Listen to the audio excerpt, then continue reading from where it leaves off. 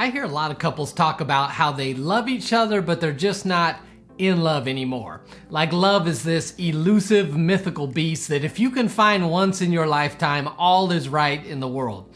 See, they've come to the conclusion that love and intimacy are something that either are or are not in the relationship. Well, I believe that's a myth, and so today on Relation Shots, I want to talk about how to fall in love again.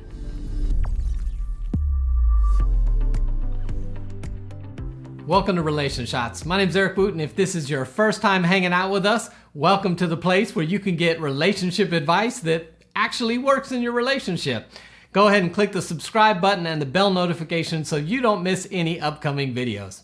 So today I want to talk about something that's been bugging me for a long time. I talk to too many couples that talk about falling in love like it's some mysterious chemically driven thing that either happens or doesn't happen in a relationship. And so when the feelings are there, everything is great, but as soon as the feelings begin to dissipate or wane a little, they decide the relationship has run its course and this is a great reason to get out of the relationship. Well, I believe this whole idea of falling in love like it's something you can't control is a myth. And so today I want to talk about 4 areas of intimacy in our relationships that if we focus intentionally on, that we can increase connection and fall in love again in our relationship. So let's talk about those 4 areas. The first area of intimacy I want to talk about is recreational intimacy. This is simply doing something active together. You are focused on enjoying your time together and just hanging out. This needs to be stress-free time where we're not resolving conflict, we're not solving problems, we're not talking about finances, we're not talking about parenting. We're simply trying to enjoy our time together. It might be taking a walk together or working out together, maybe going to a show or a movie, maybe it's eating out or grabbing dessert or coming home, maybe you're playing a board game or a card game if you like doing those things. But again, the focus here is enjoying our time together, not trying to grow or strengthen or do all the business aspects that happen in a relationship. Recreational intimacy is usually the area that's on the forefront in the dating process, which is why you enjoy spending so much time together. You really don't have to talk about the business aspects of relationship, so you're simply enjoying the recreational intimacy.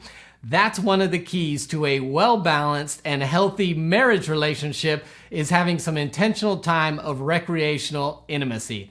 So if you're watching this video with your spouse, I'm going to tell you to hit the pause button and rank yourself on a scale from 1 to 5. 1, we have no connection. 5, we are nailing this thing. And then let's go into the second type of intimacy, which is physical intimacy.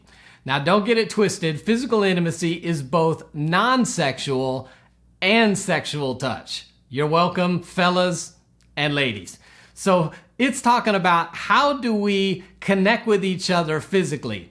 Every human being has a need and desire for physical touch, and so we're trying to figure out how can we strengthen and grow these areas. It may be holding hands, hugging, kissing, a foot rub, a shoulder rub, and sexual activity that is meeting and fulfilling the need that we have for physical touch. And here's the thing about physical intimacy. This is the one area of relationship that only your spouse can meet. A lot of the other types of intimacy we can kind of fill in with healthy friendships, but physical intimacy is the one area where only our spouse can meet us there, which is why it's so vital and important. But a lot of us have bought into this myth that a healthy relationship is marked by just spontaneous, organic, natural occurrence of physical intimacy. And so they think if it's not just happening organically or naturally, something must be wrong. But what I'm here to tell you is it's about intentionality, not chemistry. So if it's not occurring, set a reminder on your phone. Hug my wife when I get home from work. Set a little sticky note on your mirror that says, kiss my husband before he leaves for work. Schedule sex, put it on the calendar, separate and mark out time for it so that you can make sure it's occurring. Intentionality is the key to healthy physical intimacy, not chemistry or just spontaneity. So again, pause yourself for a minute, rank yourself on a scale from 1 to 5, red hot to not at all, and then let's jump into intimacy number 3. The third type of intimacy is emotional intimacy. Now, this is the intimacy most responsible for our feelings of being in love or falling out of love with one another. So feeling in love is not some chemical reaction. It's actually a byproduct of intentionally meeting one another's emotional needs. See, when someone meets our top emotional needs, we feel in love with them. And when they stop meeting those top emotional needs, we feel like something has happened and we've fallen out of love. And we all have top emotional needs. So part of the key of the relationship is knowing your spouse's emotional needs and then meeting them right where they're at. Some examples of emotional needs might be admiration, affection, recreational companionship, might be conversation, might be honesty and openness, might be domestic support. Whatever it is that makes you feel like you're being most cared for is very often one of your top emotional needs. So when it comes to relationship, keeping emotional intimacy strong and healthy is about knowing your spouse's emotional needs and then meeting them in those emotional needs as often as you can. So before we go on to the fourth type of intimacy, pause for a minute, rank yourself on a scale of 1 to 5 on how you're doing with emotional intimacy, and then let's jump into the fourth and final type of intimacy. Number 4 is spiritual intimacy. Now, if you're not a person of faith, then you can insert intellectual intimacy in here. And that's just really about you and your partner talking about your philosophies of life, existentialism, social issues, just those things that stimulate your intellect and mind together and connect you on the same page by talking about it. Now, for those people of faith, spiritual intimacy is by far not the least, but just happens to be the last one in our talk today. But spiritual intimacy is all about you two growing closer to God as a couple, as opposed to just your individual walks with God.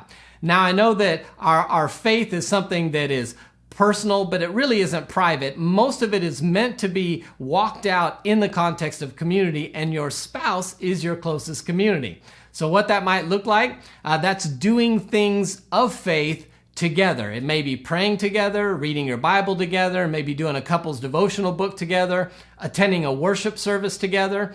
It may be just talking about the things of faith or how your relationship with God personally is going, but having that conversation together. It may be serving in ministry as a couple together. It's anything that is growing your walk with God together so that you're not only knowing each other better, but you're together knowing God at a greater depth and level. So think about those things in your life that you either don't do or maybe need to start doing that can grow your intimacy, and then just pause to rank yourself on a scale of 1 to 5. How are you doing in your spiritual intimacy?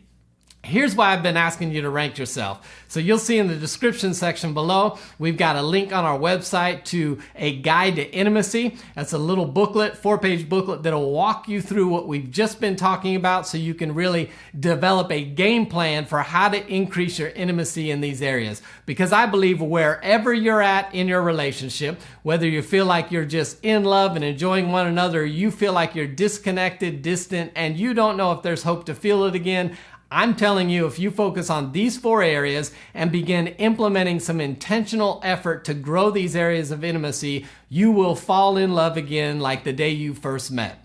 I look forward to having a discussion with you about this in the comment section below. If there's any other types of intimacy or any things you do to grow your intimacy, drop them in the section below. I'd love to hear about them, and I'm sure others would too, to strengthen their relationship. And as always, if this has helped you in any way, consider sharing it with a friend. I look forward to seeing you next time right here on Relation Shots.